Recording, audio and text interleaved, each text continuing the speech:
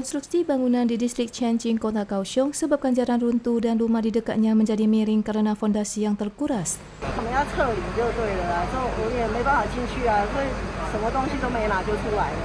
Retakan di rumah membesar di tengah hari, ubin lantai menonjol hingga ke gang dan juga terdapat dinding warga yang merembes air, tangga retak dan ubin jatuh.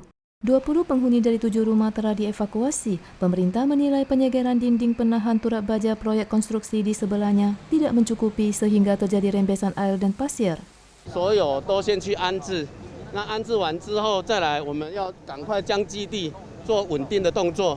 那基地稳定好之后呢，快速做改善。那改善完之后再来做整个路面的修复。那时候我们完全都会负责。 Tidak ada korban dalam insiden kali ini. Biro Pekerjaan Umum menjatuhkan denda 90.000 dolar Taiwan kepada pengusaha dan memerintahkan untuk menghentikan konstruksi.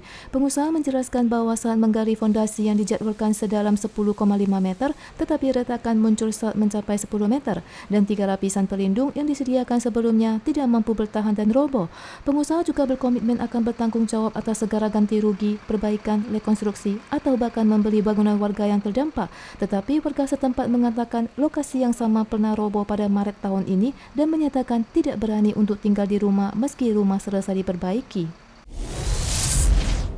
Kasus penipuan kerja ke Kamboja kerap terjadi. Biro Kriminal menerima pemberitahuan dari pemerintah Thailand bahwa ada 12 warga Taiwan yang akan dijual ke Myanmar dan berhasil dicegat polisi. Kantor perwakilan Taiwan di Thailand segera ke lokasi dan menilai 9 diantaranya diduga sebagai korban perdagangan manusia dan 3 orang yang menolak untuk kembali ke Taiwan diduga sebagai anggota sindikat penipuan dan untuk sementara ditahan oleh polisi Thailand.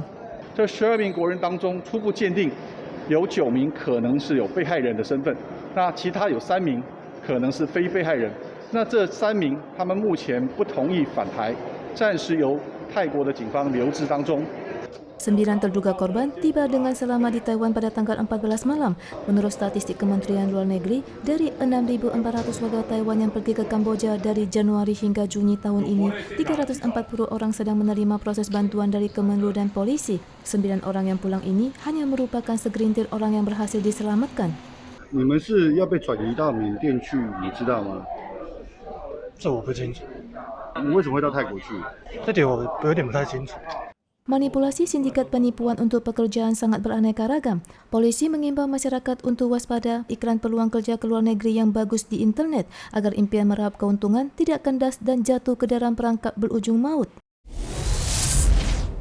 Taiwan mengalami kekurangan pekerja yang sangat parah. Menurut statistik, Taiwan membuka lebih 1 juta lowongan kerja pada bulan Juli. 3 industri terdampak paling parah mencakup industri informasi, industri jasa, dan industri konstruksi.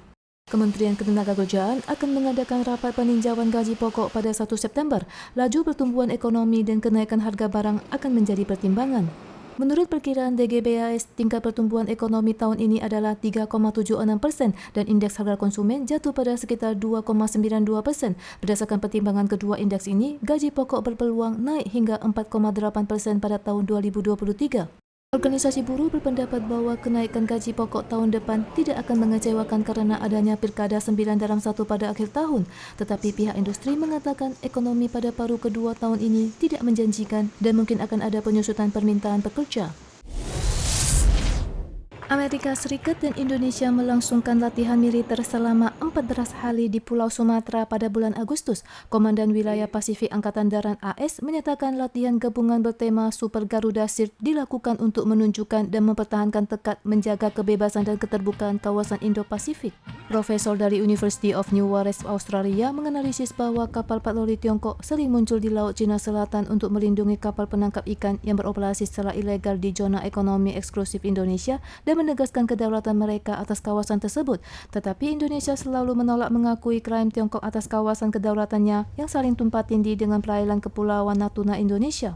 Dalam latihan militer, selain masing-masing 2.000 tentara dari Amerika Serikat dan Indonesia, juga terdapat 14 negara yang berpartisipasi termasuk Australia, Jepang, Singapura, dan Inggris dengan total 5.000 peserta. Latihan ini juga merupakan yang terbesar sejak latihan militer gabungan kedua negara yang digelar pada tahun 2009.